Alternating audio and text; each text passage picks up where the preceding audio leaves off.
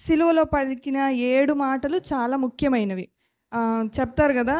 చనిపోయేటప్పుడు మా అమ్మమ్మ ఇలా చెప్పింది, మా తాతయ్య ఇలా చెప్పారు, లేకపోతే మా అమ్మ ఇలా చెప్పింది అని వాళ్ళు గుర్తుకొచ్చినప్పుడల్లా జ్ఞాపకం చేసుకుంటా ఉంటారు. అంటే లాస్ట్‌లో చెప్పిన మాటలకి చాలా ప్రత్యేకత ఉంది. దానికి చాలా ఇంపార్టెన్స్ ఉంది. అవన్నీ గుర్తు చేసుకుంటా ఉంటారు. మొన్న రీసెంట్‌గా మేము వెళ్ళామనమాట. ఒక పాస్టర్ గారి చర్చికెళ్తే అక్కడ మీటింగ్స్ జరుగుతున్నాయని వెళ్ళాం మేము. వెళ్ళినప్పుడు పాస్టర్ అమ్మగారు చనిపోయారనమాట. అయితే ఆయన 3 రోజులు మీటింగ్స్‌కెళ్తే మేము 10 సార్లన్నా లాస్ట్‌లో పాస్టర్ అమ్మ ఏం చెప్పి చనిపోయారో చెప్తా ఉన్నారు. ఏంటి నేనున్నా లేకపోయినా నేనున్నట్లే ఇక్కడ సేవ జరగాలని చెప్పి ఆమె చెప్పారంట. మంచి మాట చెప్పారు. అయితే చనిపోబోయే ముందు ఆమె మాట చెప్పి చనిపోయినందుకు వాళ్ళు దాన్ని మళ్ళీ జ్ఞాపకం చేసుకుంటా ఉన్నారు. అలాగే మనం కూడా యేసు ప్రభు చనిపోబోయే ముందు చెప్పిన మాటలను మనం కూడా జ్ఞాపకం చేసుకుంటా ఉన్నాం. సంవత్సరానికి ఒక్కసారి మనమైతే జ్ఞాపకం చేసుకుంటా ఉంది. వాళ్ళైతే రోజు జ్ఞాపకం చేసుకుంటా ఉన్నారు. అయితే యేసు ప్రభు చనిపోక ముందు మాట్లాడిన లాస్ట్ మాట అనమాట ఇది. యేసు ప్రభు భూమి మీద మాట్లాడిన లాస్ట్ మాట కాదు. ఇంకా చాలా మాటలు మళ్ళీ పునరుద్ధానుడై తిరిగి లేచి దేవుడు మాట్లాడాడు. అయితే చనిపోబోయే ముందు పలికిన లాస్ట్ మాట అనమాట. చదువుకుందాం ఒకసారి. లూకా సువార్త 23వ అధ్యాయము 46వ వచనంలో ఉంది. అప్పుడు యేసు గొప్ప శబ్దముతో కేక వేసి, తండ్రి, నీ చేతికి నా ఆత్మను అప్పగించుకొనుచున్నానెను. ఆయన ఇలాగ చెప్పి ప్రాణం విడిచెను. ఇలా చెప్పి ఆయన చనిపోయారనమాట. నా ఆత్మను నీ చేతికి అప్పగించుకొనుచున్నాను అని చెప్పి ఆయన ప్రాణం విడిచాడు. అంటే ఇదే లాస్ట్ మాట అనమాట. ఈ లాస్ట్ మాట మాట్లాడే ముందు కొన్ని విషయాలు జరిగినాయి అనమాట. మనం అదే అధ్యాయం లూకా సువార్త 23వ అధ్యాయం 44వ వచనం నుండి చూసినట్లయితే, అప్పుడు రమారమి మధ్యాహ్నమాయెను. అది మొదలుకొని 3 గంటల వరకు ఆ దేశం అంతటి మీద చీకటి కమ్మెను. ఇక్కడ మధ్యాహ్నం నుండి 3 గంటల వరకు, అంటే ఒక 3 గంటల సేపు ఏమైందంట, చీకటి కమ్మిందంట. చీకటి ఏ టైంలో కమ్ముతుంది? రాత్రుల్లో కమ్ముతుంది చీకటి. రాత్రుల్లో వెలుగు ఉండకుండా, సూర్యుడు లేకుండా అప్పుడు మనకి చీకటి కలుగుతుంది. అయితే మధ్యాహ్నం కరెక్ట్గా ఎండ టైం, ఇదే టైము 12 నుండి 3 లోపు, ఈ టైంలో మనకి ఎట్లుంది, గుంటూరులో అయితే భయంకరమైన ఎండ. ఎక్కడున్నా కూడా ఆ టైంలో ఎలా ఉంటుంది, బాగా ఎండగా ఉంటుంది. అయితే ఇక్కడ మనం చూస్తే ఏమైందంట, చీకటి కమ్మిందంట. ఎంత చీకటి కమ్మింది? రాత్రుల్లో ఎంత చీకటి వస్తుందో అంత చీకటి కమ్మింది. ఇప్పుడు కొన్నిసార్లు మబ్బు పడుతుంది మనకి. మబ్బు పడినప్పుడు కాస్త చల్లదనం వస్తుంది, కొంచెం ఏదో వెలుతురు తగ్గుతుంది. కానీ సూర్యుడిచ్చే వెలుతురు, సూర్యుడిచ్చే వేడి మాత్రం ఏం తగ్గిపోదు అనమాట. అట్లాగా చీకటి కమ్మేంత పరిస్థితులు ఎప్పుడూ రావు మధ్యాహ్నం టైంలో. అయితే ఇక్కడ ఏమైంది, చీకటి కమ్మింది అనమాట. ఎందుకు చీకటి కమ్మింది అని మనం చూసినట్లయితే, యోహాను సువార్త 8వ అధ్యాయము 12వ వచనం చూసుకుందాం.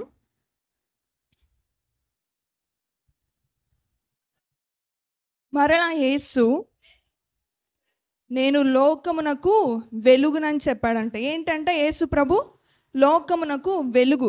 యేసు ప్రభువే లేకపోతే లోకం ఎలా ఉంటుందో ఆ 3 గంటలు లోకం చూసిందనమాట. ఏమైపోయింది, భయంకరమైన చీకటి కమ్మింది. ఇదిగో ఈయనే యేసు ప్రభు, నేను వెలుగునని చెప్పాడు కదా, నేను కూడా చెప్తున్నాను, భూమి చెప్తుంది ఇక్కడ. ఏంటి, ఈయనే వెలుగు, ఈయన లేకపోతే ఇంత భయంకరమైన చీకటి కమ్ముతుంది. అంటే యేసు ప్రభు చెప్పింది వెలుగు అంటే ఆయన వెలుగు. అలాగే నీతిమంతుడు, ఏ పాపం లేనివాడు, ఏ శాపం లేనివాడు, ఏ దోషం లేనివాడు అని అర్థం. అలా ఆయన ఉన్నందుకు మన భూమి ఎలా ఉంది, వెలుగుగా ఉంది. మన భూమి మీద వెలుగు ఉందంటే మనం కూడా దేవుడు మనల్ని కూడా ఏమంటాడు, మీరు వెలుగై ఉన్నారు అని అంటాడు. అంటే మనం ఉంటేనే ఏంటి, ఈ లోకంలో ఆశీర్వాదం, ఈ లోకంలో పాపం రహితంగా మనం జీవించే వాళ్ళంలా ఉంటాము. అదే యేసు ప్రభు లేకపోతే ఈ లోకం అంతా పాపము కమ్ముకుంటుంది అనమాట, శాపం కమ్ముకుంటుంది, దోషాలు కమ్ముకుంటాయి. కాబట్టి ఇక్కడ చీకటి కమ్ముకుందనమాట, లోకమంతా చీకటి కమ్ముకుంది. నెక్స్ట్ అదే కంటిన్యూ చేస్తే, సూర్యుడే అదృశ్యుడయ్యాడంట. ఏ టైంలో సూర్యుడు అదృశ్యుడయ్యేది? రాత్రుల్లో సూర్యుడు కనబడ్డనమాట మనకి. మనం సూర్యుడిని చూడలేము. అలాగా సూర్యుడిని చూడలేనంత చీకటి భూమిని కమ్మిందనమాట. ఏంటంటే యేసు ప్రభువు ఈ లోకానికి వెలుగై ఉన్నాడు. యెహోవా మనం కీర్తనల గ్రంథంలో చూసినట్లయితే కీర్తనలు 84:11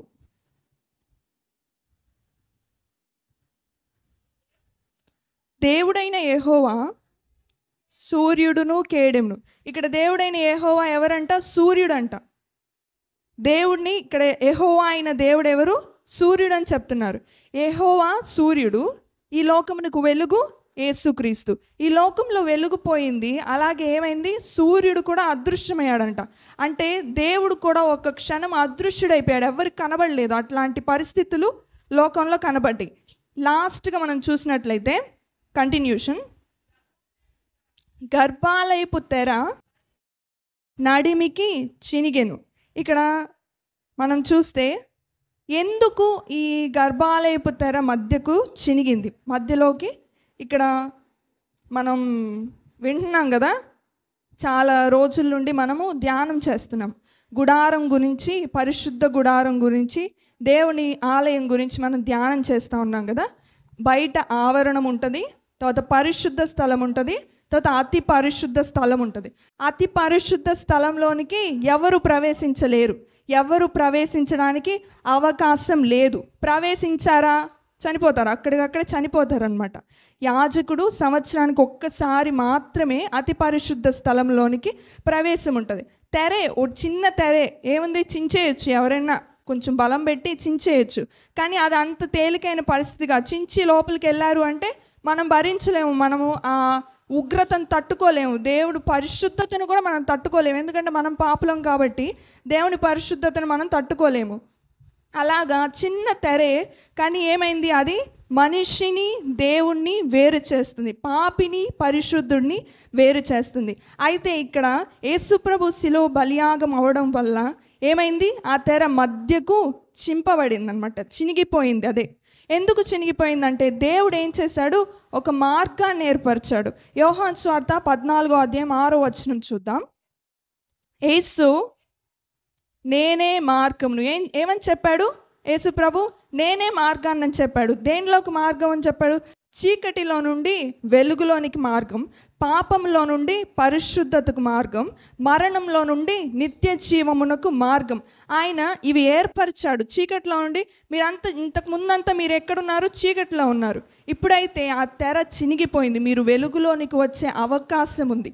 అలాగే మీరు పాపులై ఉన్నారు, పాపి పరిశుద్ధుడైన దేవుణ్ణి కలుసుకొనలేడనమాట. దానికి అడ్డంగా ఒక తెరే ఉంది.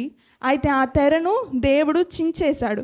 ఎలా చించేశాడంటే యేసుప్రభు శిలువలో బలియాగం అవడం వల్ల మన పాపాలు ప్రాయశ్చిత్తం దొరికింది. కాబట్టి పాపి అయిన మనుష్యుడు పరిశుద్ధుడైన దేవుని చేరుకోవడానికి అవకాశం దొరికింది, ఆ మార్గాన్ని ఏర్పరిచాడు. అలాగే మరణంలో నుండి నిత్య జీవంలోనికి మార్గం ఏర్పరచబడింది అనమాట. అంటే ఇంతకుముందు నిత్య జీవానికి వెళ్ళే అర్హత మనుషులకు లేదు. అయితే దేవుడు శిలువ బలియాగం ద్వారా నిత్య జీవంలోనికి ఒక మార్గాన్ని వేశాడు. ఆ మార్గం వేయడానికి గుర్తుగా ఏమైందంటే ఈ తెర చినిగిపోయిందనమాట. ఈ తెర చినిగిపోతే అటు నుండి అటు మనుషులు వెళ్ళడానికి అవకాశం దొరికింది. అదే మార్గాన్ని దేవుడు ఏర్పరిచాడు అనమాట. ఇవన్నీ జరిగిన తరువాత దేవుడి మాటను పలుకుతాడు. లాస్ట్ మాట ఒక్కసారి చదువుకుందాం. అప్పుడు యేసు గొప్ప శబ్దముతో కేక వేసి, తండ్రి, నీ చేతికి నా ఆత్మను అప్పగించుకొనుచున్నాను నేను. ఆయన ఇలాగూ చెప్పి ప్రాణం విడిచెను. ఇలా అంతా జరిగిన తర్వాత దేవుడు ఆయనకి ఇచ్చిన పనిని ముగించిన తరువాత ఆయన ఏం చేశాడు, తన ప్రాణాన్ని విడిచిపెట్టాడు. తన ప్రాణాన్ని విడిచిపెట్టిన తర్వాత ఒక పని జరుగుతుంది. మనం కంటిన్యూషన్ చదివితే, శతాధిపతి జరిగినది చూచి ఈ మనుష్యుడు నిజముగా నీతిమంతుడై ఉండేనని చెప్పి దేవుని మహిమపరచును. ఇక్కడ చెప్పాలంటే అక్కడ ఉన్న వాళ్ళందరిలో ముఖ్యమైన వ్యక్తి ఈయన అయి ఉండొచ్చు, అంతే కదా. శతాధిపతి, ఆయన ఒక పెద్ద సైన్యాధికారి అనమాట. అయితే ఏంటి, ఈయన ఒక గవర్నమెంట్ అఫీషియల్, ఒక పెద్ద వ్యక్తి అంటే శాస్త్రులు ఉన్నారు, పరిసయ్యులు ఉన్నారు. వాళ్ళకంటే ఈయన ఒక గొప్ప స్థానంలో ఉన్నాడనమాట. ఈయనకు ఒక గవర్నమెంట్ ఇచ్చిన అధికారం ఉంది. అయితే ఈయన చాలామందిని సిలువ వేసి ఉంటాడు కదా. ఇంతకుముందు యేసు ప్రభుని సిలువ వేయక ముందు చాలామందిని సిలువ వేసి ఉంటాడు. ఆయన సిలువ వేసినప్పుడు ఆయన చూశాడు అందరు పాపుల్ని, నరహంతకుల్ని, దోషుల్ని ఇట్లా సిలువ వేస్తూ ఉన్నప్పుడు ఎప్పుడు ఇలాంటి కార్యాలు జరగలేదు. ఎలాంటివి చీకటి కమ్మడం కానీ, సూర్యుడు అదృశ్యం అవ్వడం కానీ ఇట్లాంటివి చూడలేదు. ఆయన చూడనప్పుడు ఆయన అది గమనించాడు. గమనించి ఏమని చెప్తాడు, ఈయన నిజముగా నీతిమంతుడు, ఆయన్ని మేము చంపేశామే, అయ్యో మేము తప్పు చేశాము. అందుకే భూమి చెప్తుంది, చీకటి కమ్మి భూమి చెప్తుంది, దేవుడే లోకానికి వెలుగు, నీతిమంతుడైన దేవుడిని నువ్వు చంపేశావు అని చెప్పింది. ఆ తర్వాత ఆకాశం చెప్పింది. ఎందుకు? సూర్యుడు అదృశ్యమయ్యి ఆకాశం చెప్తుంది, నీతిమంతుడైన దేవుడిని నువ్వు సిలువ వేశావు అని చెప్పినప్పుడు భూమి ఆకాశాలు చెప్పేవి. ఆయన శతాధిపతి, ఇంతకు ముందు అంతా ఉండి చూశాడు కాబట్టి, గమనిస్తూ ఉంటాడు కాబట్టి ఆయన ఏం చేస్తాడు, గ్రహిస్తాడనమాట. అవును, మనము నీతిమంతుడైన దేవుని రక్తాన్ని మనము చిందించాము అని చెప్పి ఆయన మొరపెడతాడనమాట. అయితే సరే, ఇప్పుడు లాస్ట్ వాక్యం గురించి కొంచెం మనము నేర్చుకుందాం. ఇక్కడ ఏంటి, 23 లూకాసు వార్త 23 అధ్యాయం 46 వచనంలో ఉంది. యేసు గొప్ప శబ్దముతో కేక వేసి, తండ్రి నీ చేతికి నా ఆత్మను అప్పగించుకొనిచున్నాను నేను. ఇలాగా మన ఆత్మను, యేసు ప్రభు తన ఆత్మను దేవునికి అప్పగించాడు. ఇలా ఎవరన్నా చేశారా ఇంతకుముందు? చూద్దాం ఒకసారి. కీర్తనలు 31 అధ్యాయం 5వ వచనం. నా ఆత్మను నీ చేతికి అప్పగించుకొనుచున్నాను. ఎవరు చెప్పారు ఇది? దావీదు చెప్పాడనమాట. దావీదు ఎవరు? దేవుని హృదయానుసారుడు. ఎవరు ఈ పని చేయలేదనమాట. యేసు ప్రభువు ఆయన ఆత్మను దేవుని చేతికి అప్పగించాడు. అలాగే దావీదు మాత్రము తన ఆత్మను దేవుని చేతికి అప్పగించుకున్నాడు అనమాట. ఆయన దేవుని హృదయానుసారుడు. దేవుని హృదయంలో ఏముందో ఆయనకు తెలుసు.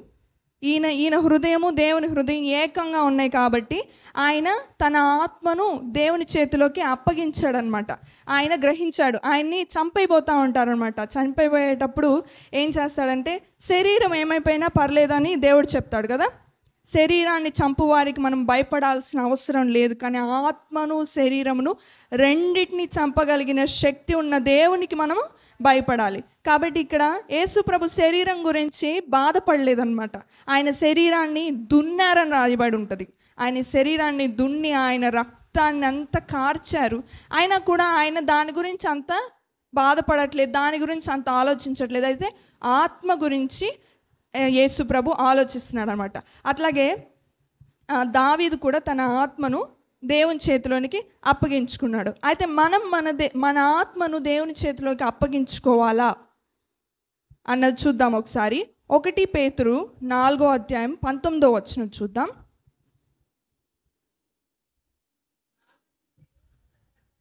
కాబట్టి దేవుని చిత్త ప్రకారము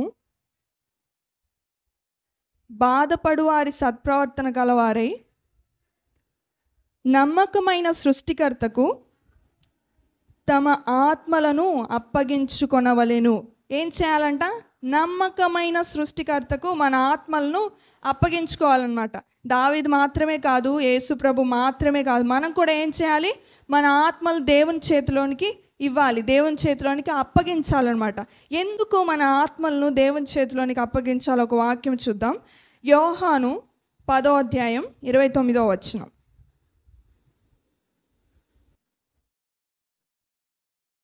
దేవుని చేతిలోనికి మన ఆత్మలను ఎందుకు అప్పగించుకోవాలో ఇక్కడ రాయబడి ఉంటుంది. వాటిని నాకు ఇచ్చిన నా తండ్రి అందరికంటే గొప్పవాడు గనుక నా తండ్రి చేతిలో నుండి ఎవడును వాటిని అపహరింపలేడు. అంటే ఇక్కడ మనం ఎందుకు దేవుని చేతిలోనికి మన ఆత్మని ఇవ్వాలి? ఆయన చేతిలో ఉండి ఎవరు అపహరించలేరన్నమాట. మన చేతిలో మన ఆత్మ ఉంటే సాతాను, అపవాది, అలాగే పాతాళం ఏమైనా మనల్ని అపహరించేయొచ్చేమో.